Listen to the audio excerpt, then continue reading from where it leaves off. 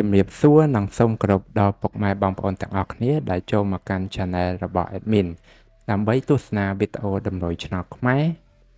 សម្រាប់ថ្ងៃទី8ខែ4ឆ្នាំ2025សម្រាប់វេលាម៉ោង1ម៉ោង3និងម៉ោង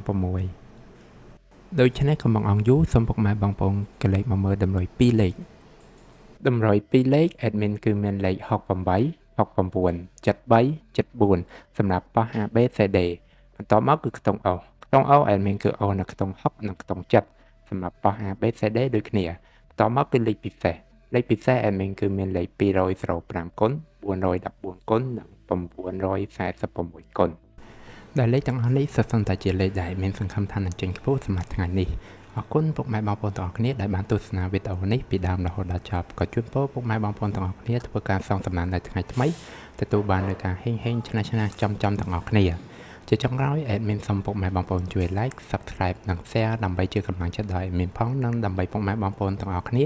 ទទួលបាននូវវីដេអូថ្មីបានឆាប់រហ័សផងដែរដូច្នេះ Admin សូមជម្រាបលានិងជួបគ្នានៅវីដេអូក្រោយ